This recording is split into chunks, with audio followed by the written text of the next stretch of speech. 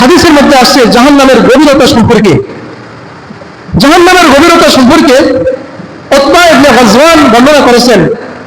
হাদিসটি মুসলিম শরীফের মধ্যে আসছে যে তিনি বলেন, আমরা জানতে পেরেছি, রাসূলুল্লাহ সাল্লাল্লাহু আলাইহি ওয়াসাল্লাম থেকে জানতে পেরেছি যে জাহান্নামের গভীরতা এত যে জাহান্নামের উপর থেকে যদি একটা পাথর ছেড়ে দেওয়া হয় তাহলে 70 বছর পার হয়ে যাবে, তারপরও এই পাথর শেষ পর্যন্ত গিয়ে পৌঁছতে পারবে না।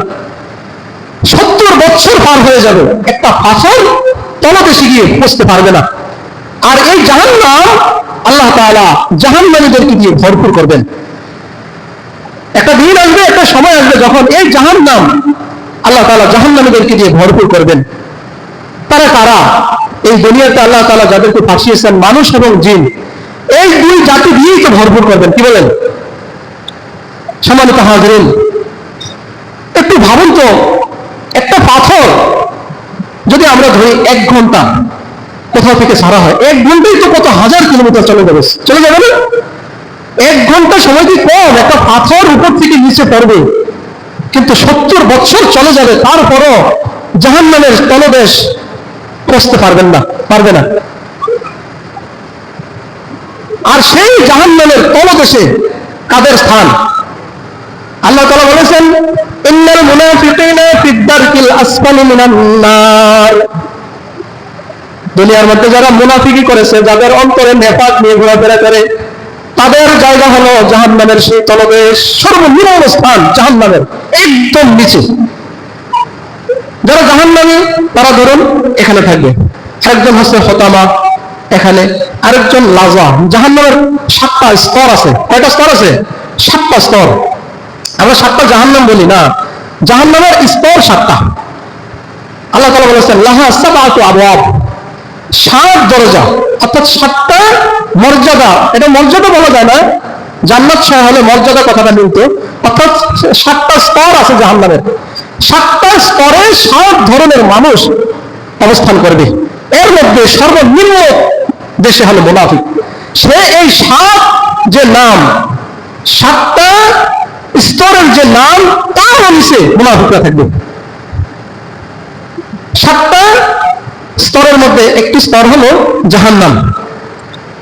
আল্লাহ তাআলা বলেছেন, ইন্না জাহান্নামা কানাত মিরসাদা, নিশ্চয় জাহান্নাম ওট পেতে বসে আছে, অপেক্ষা করছে, আসো হালুল মাজিদ, আর কি কিছু আছে? হে আল্লাহ, আমাকে দেন, আরো দেন, আসো।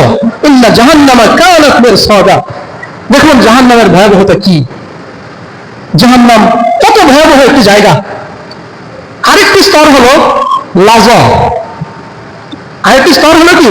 লাজা একটি অগ্নিশিখা, এটা একটা স্তর। কাল্লা ইন্নাহা লাযা নাযাআতান লিশ-শাওয়া। আল্লাহ তাআলা কোরআনুল কারীমে বলেছেন, কাল্লা ইন্নাহা লাযা, নিশ্চয়ই অপরাধীদের জন্য রয়েছে লাযা নামক অগ্নিশিখা। লাওয়াহাতুল লিল বাশার নাযাআতান লিশ-শাওয়া, যে অগ্নিশিখা সবকিছু ঝলসে দেয়।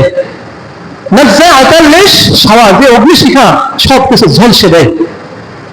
এরপরে আরেকটি স্তর হলো হতামা। আল্লাহ তাআলা সূরা হুমাযার মধ্যে বলেছেন, কাল্লা লায়ুমবাযান্না ফিল হুতামা ওয়া মা আদরাকা মাল হুতামা নারুল্লাহিল মুকাদা। অচিরেই তাকে জাহান্নামের মধ্যে, হুতামা নামক জাহান্নামের মধ্যে নিক্ষিপ্ত করা হবে। অচিরেই তাকে হুতামা নামক জাহান্নামে নিক্ষিপ্ত করা হবে। আল্লাহ তাআলা এরপরে প্রশ্ন করেছেন, হে রাসূল, আপনি কি জানেন ওয়া মা আদরাকা মাল হুতামা? আপনি কি জানেন হুতামা কি?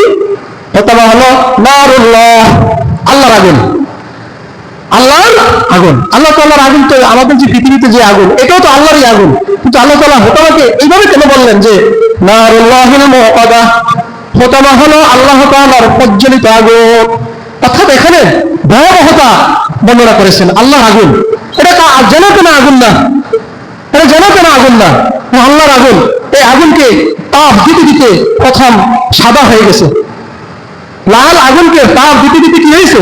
সাদা হয়েছে। আবার এই আগুনকে তাপ দিতে দিতে এই আগুন কালো হয়েছে।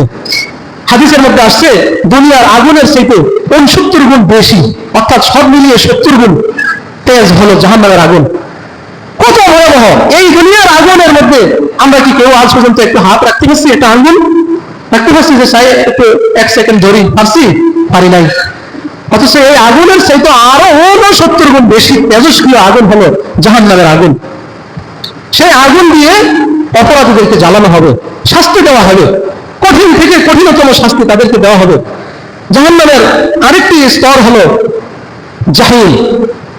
একটি হলো জাহান্নাম, আরেকটি হলো লাজা, 3 নম্বর হলো হোতামা, 4 নম্বর হলো জাহিল, 5 নম্বর হলো সাঈর, 6 নম্বর হলো সাকর। আল্লাহ তাআলা বলেছেন সাউসলিহি সাকর, অচিরেই তাদেরকে সাকরের মধ্যে প্রবেশ করানো হবে। ওমা আদরাকা মা সাকর, হে রাসূল আপনি কি জানেন সাকর কি?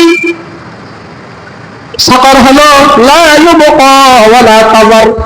সাকর নামক জাহান্নাম হলো এমন এক জাহান্নাম, যে জাহান্নামের আগুনের মধ্যে কোনো মানুষ মৃত্যুবরণও করবে না, আবার জীবিতও থাকবে না, শুধু কষ্ট আর কষ্ট। অন্য হাদিসের মধ্যে আসছে তার চামড়াটা যখন পুড়ে যাবে আবার নতুন করে চামড়া দেওয়া হবে, সেটা যখন পুড়ে যাবে আবার নতুন চামড়া দেওয়া হবে, গোশত পুড়ে ছাই হয়ে যাবে, এই সুযোগটা আল্লাহ তাআলা দিবেন না, শুধু চামড়া পরিবর্তন করা হবে আর শুধু কষ্ট বেড়ে থাকবে।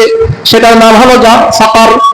সাকর সম্পর্কে সূরা মুদ্দাসসিরের মধ্যে আল্লাহ তাআলা বলেছেন নামাজীদের ব্যাপারে, যখন সাকর নামক জাহান্নামীদেরকে জান্নাতবাসীরা জিজ্ঞাসা করবে মা সালাকাকুম ফি সাকর, হে সাকর নামক জাহান্নামীরা তোমরা কেন এখানে আসলে?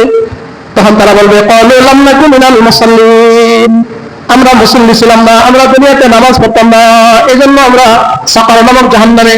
তাহলে এখান থেকে বোঝা গেল যারা বেনামাজি, যারা নামাজ পড়ি না, আমাদের থাকার জায়গা কোথায়? সাকর, যেখানে মরবো না বাঁচবো না, শুধু শাস্তি আর শাস্তি, শুধু চামড়া পাল্টিয়ে দেওয়া হবে আর কষ্ট দেওয়া হবে, শুধু কষ্ট আর কষ্ট, কষ্টের কোনো সীমা থাকবে না।